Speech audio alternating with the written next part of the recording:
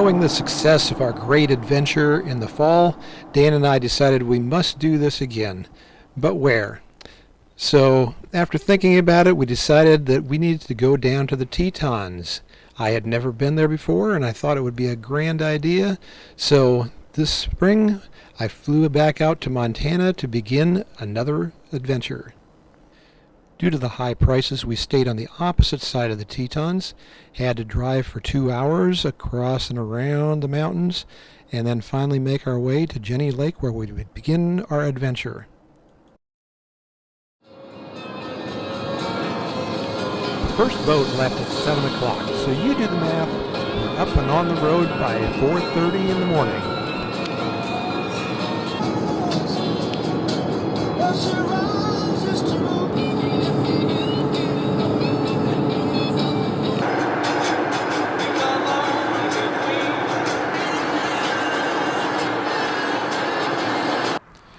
We finally arrived just in time to get in line and be on the first boat that left. Unfortunately, the first boat that left was already full and we ended up catching the second boat. But that's okay, we were only 15 minutes behind schedule with the entire day to enjoy the Tetons. Also, they provide live entertainment. We happened to see a baby moose and her mother while we were waiting.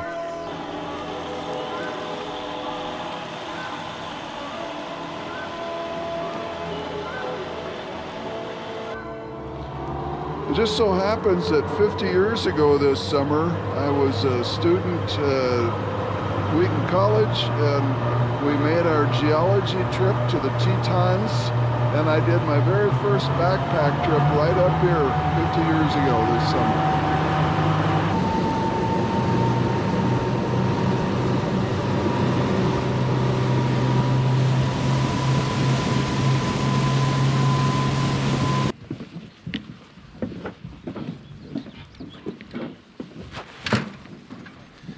The boat finally landed on a pristine dock, absolutely beautiful surroundings.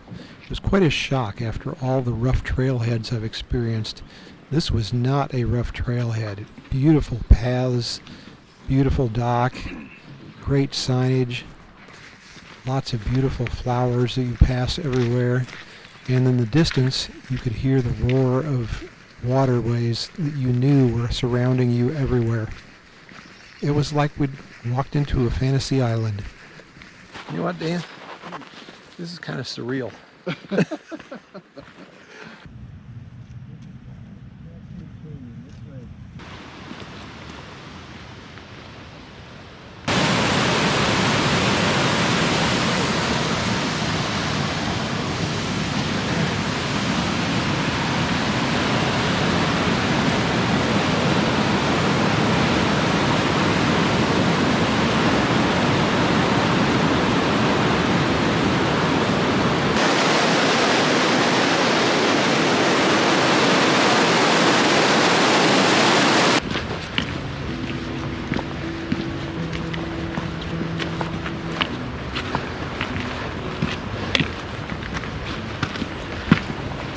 Did you really talk to the gal? I think you probably didn't. She asked how far we were going to go. And I said, well, the goal is Lake Solitude if we can. And she said, people been getting there.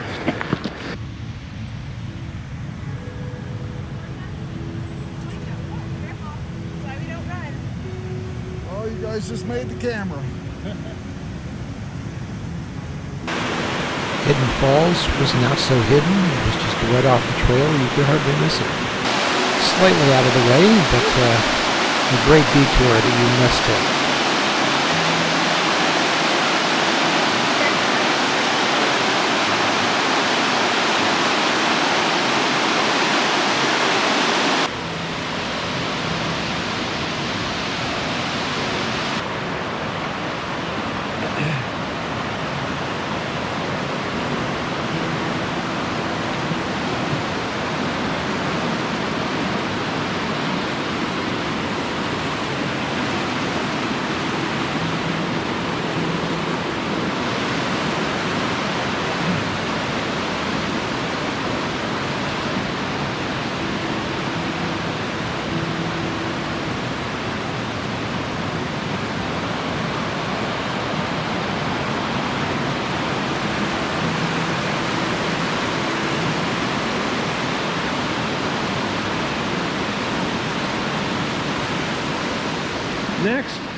is Inspiration Point, just in case you aren't already inspired.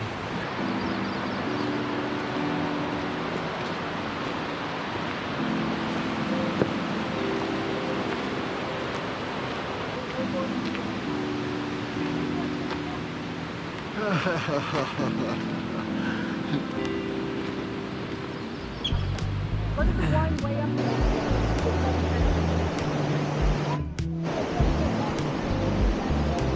Where's that bird?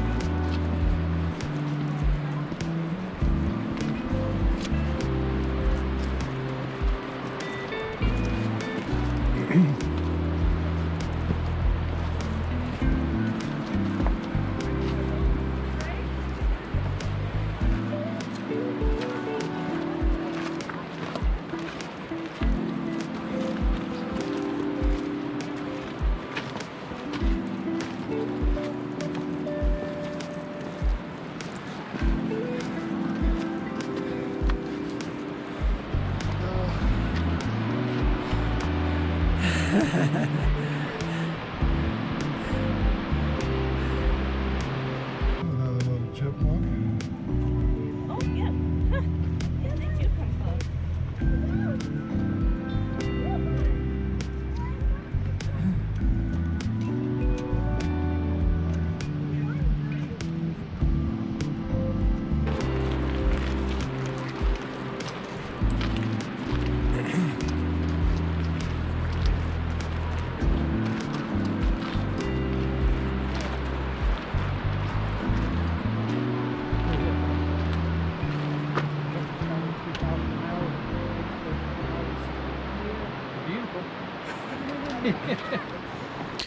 This first part of the hike is something that a lot of tourists do.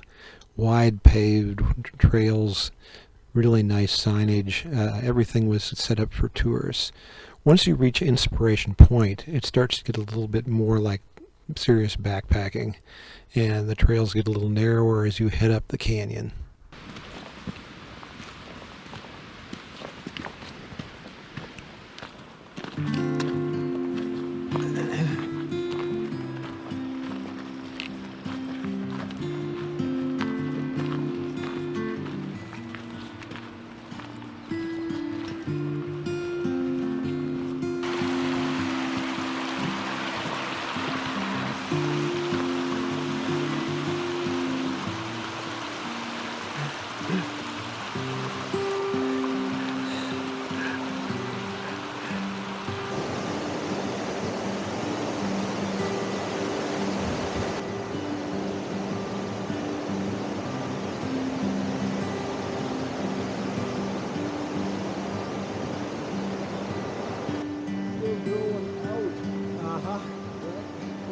This happened this spring.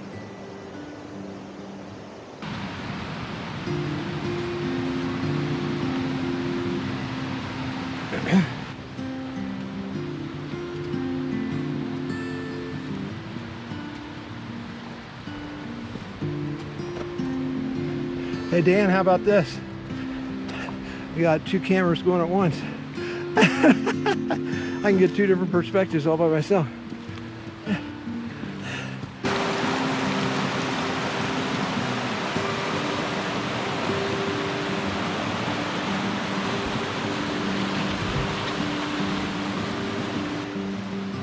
Might have to take a picture here.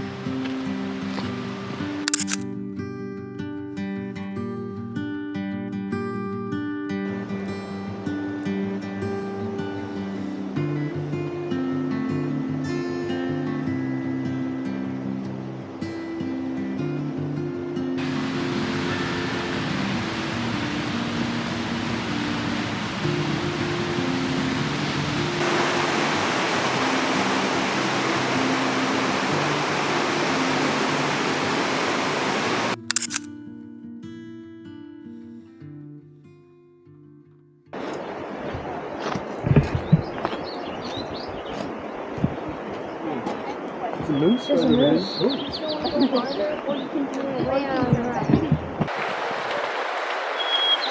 There's a moose on that rock. Do you see that rock right there? You see that brown rock?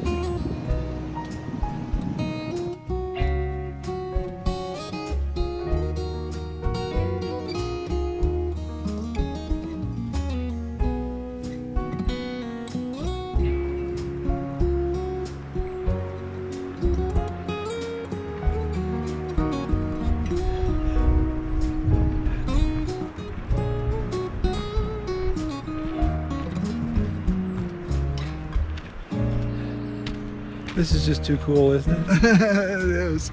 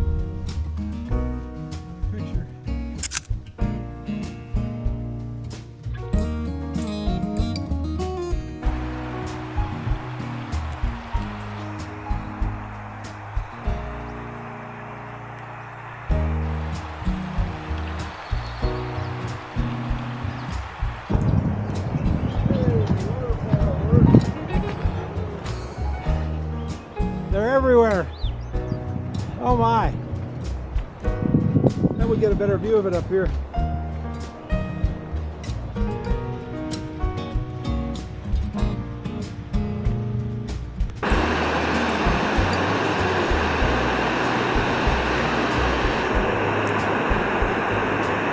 Back up just a hair there.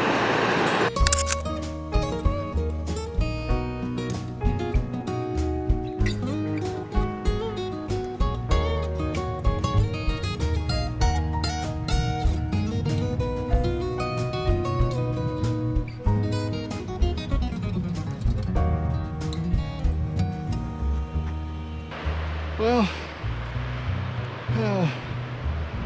it just happened so fast.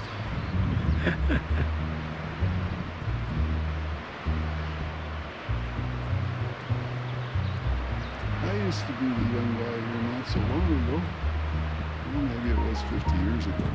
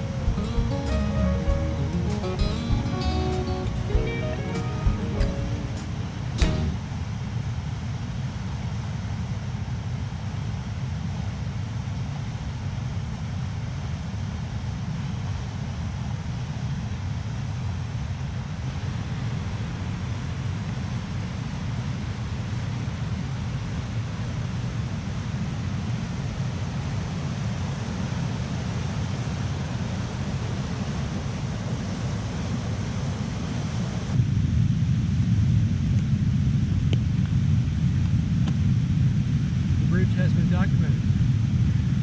What? The bridge has been documented.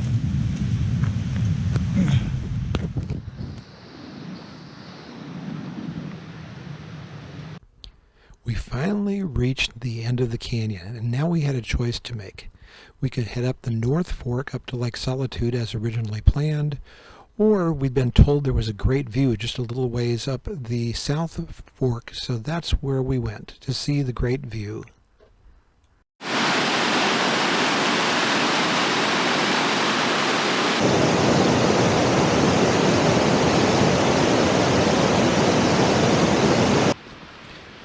Once we started headed down the South Fork, one big difference was that it was all uphill.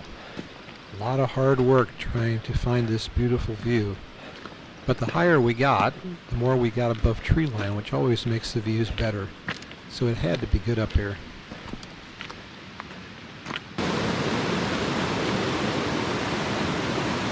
First snow.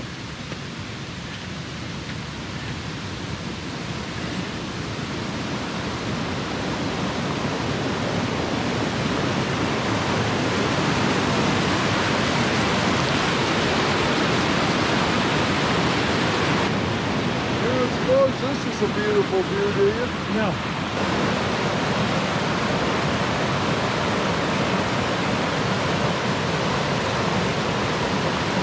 Right here.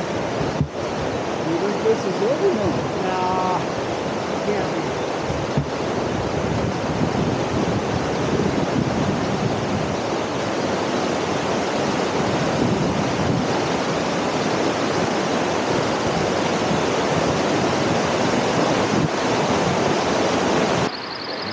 We paused to look back towards the canyon fork. Things were starting to look really good now.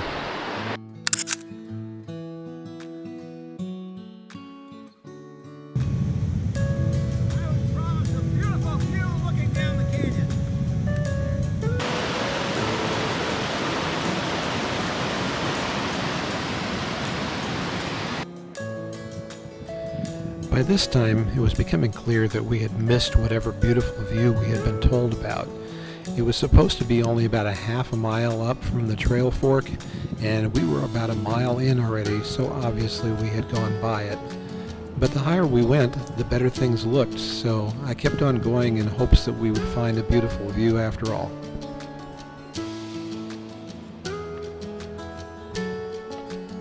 Backpacking in this area would be an entirely different experience, but to do so you have to reserve campsites way in advance, and they're highly contested, so it's difficult to get one.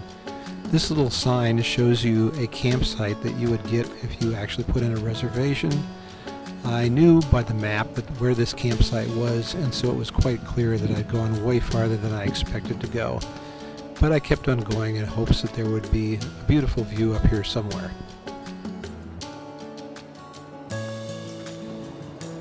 Hey, that's looking promising. Which way do these switchbacks go? What's that? Which way do these switchbacks go? Generally the same direction we've been coming, up this mountain. If we go back that way, I don't know how I'm ever going to see down the valley towards Lake Tetons. I guess when I was sort of looking. Yes, indeed you do. Now this is a view. We had gone about 1.5 miles out of our way, which meant 3 extra miles to our trip we had planned for. So it was time to stop and turn around, but I did find a beautiful view at the end of one of the switchbacks that was well worth stopping for. So this was my beautiful view.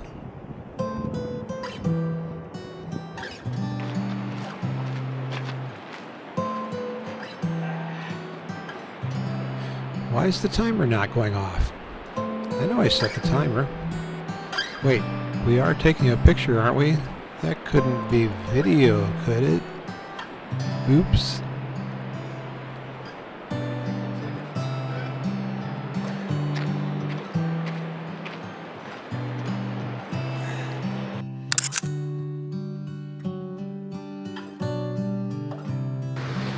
Having achieved our goal, it was time to head back down so we could start the long hike up the north side to get to Lake Solitude as we originally had planned. And it was time to start thinking about lunch. About that time, isn't it?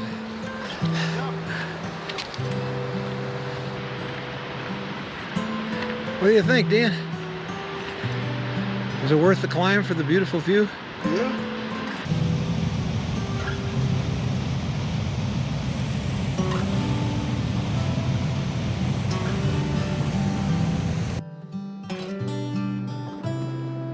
There's a beautiful view, bro. Yeah. And so it was. I believe we finally found the original view we were looking for. It wasn't that spectacular, but at least you had a view looking back down the valley.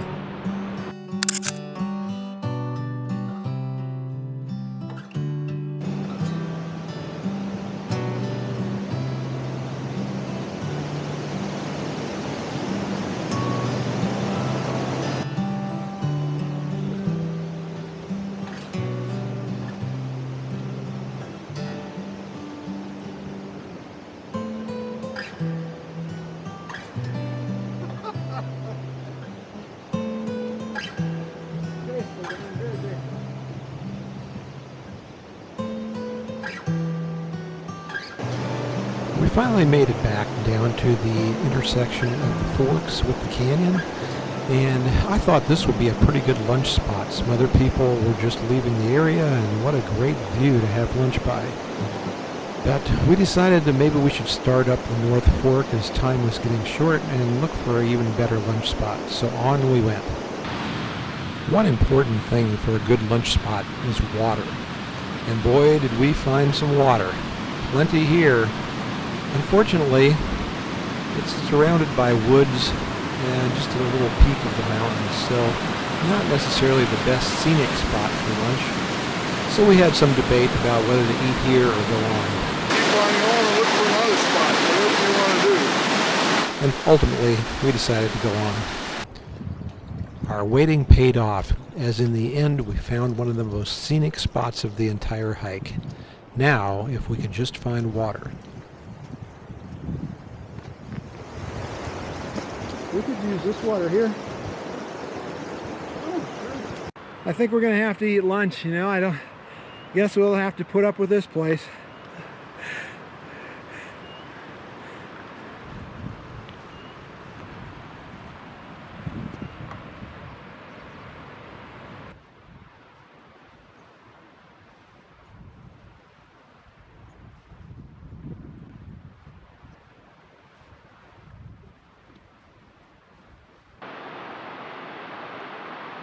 Everywhere you look is a jaw-dropping picture.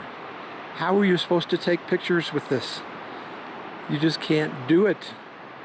It just drives a photographer nuts. There are no bad pictures here. It's all a good picture. You could point your camera with your eyes closed and get a good picture. It's just ridiculous.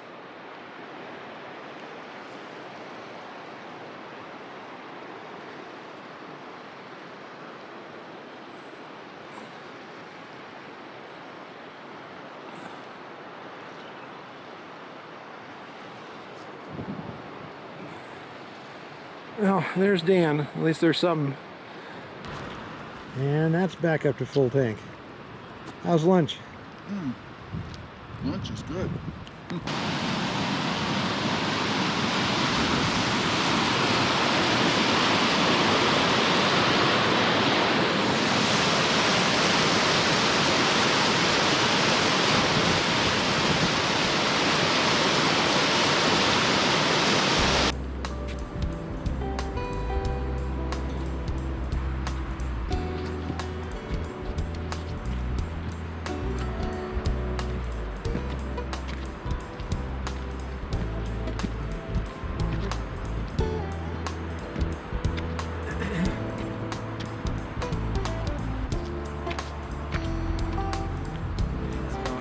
Good.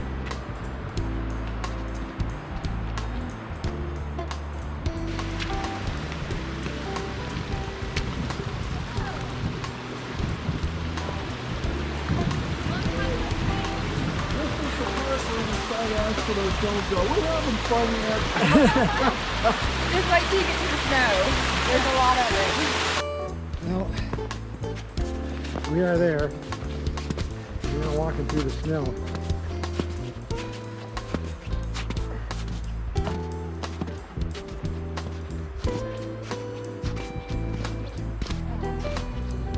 Okay.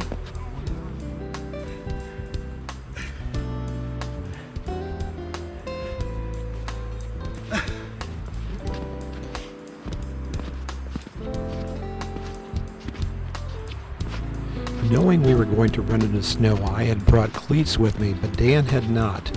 His slipping and sliding was slowing us down and we were running out of time, so we finally made a pact that I would go on ahead, get as far as I could before the time to turn around, and then come back and meet him. With that agreement in place, I took off on my own. Been traversing across the snow and the end is in sight, but I'm running out of time. I may have to call it before I reach the lake. This is pretty slow going on this snow. But got a little more time, and as long as I have time, I'll keep going. I think it's safe to say that I found the creek.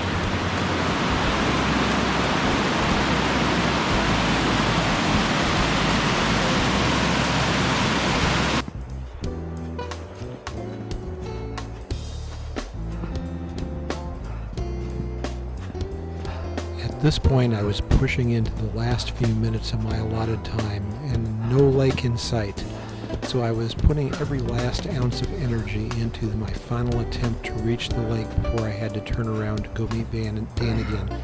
I knew I was close, but I had no idea how close.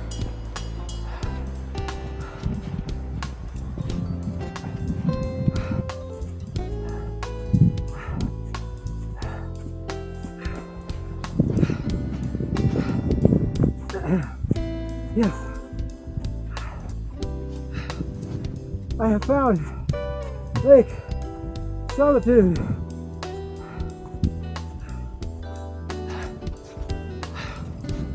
Woohoo!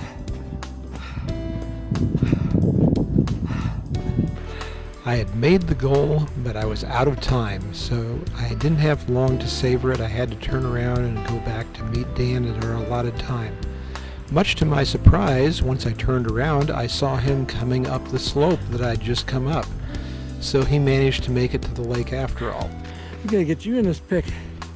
Hey guys, thanks for moving on Lake Solitude.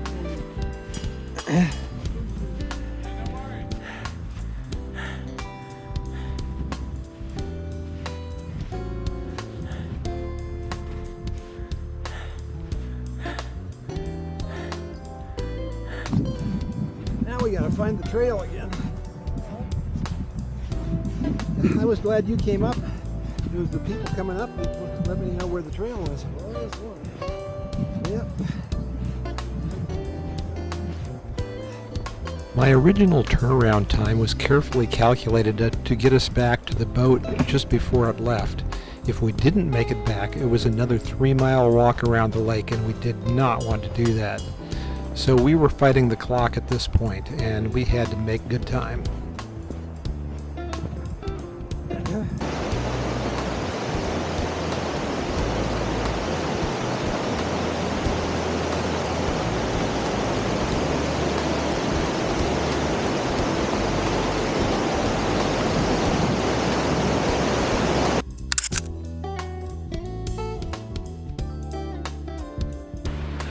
There's another one you can slide right down into.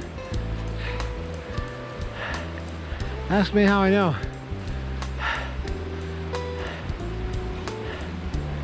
Heels, man, heels. We slipped down the snow and hit the trail to try and get back to the boat in time. Except for a deer that came by, I didn't take much video. But we did make it to the boat in time and back to our car. Hey, buddy. Yeah, no need to fear. I feel like I prepared for it. I was ready for it, and we did it. And it pushed me to my limit. With a final tally of 18 miles, 3,000 feet up and down, it was the most difficult trip that Dan and I had ever taken, either individually or together.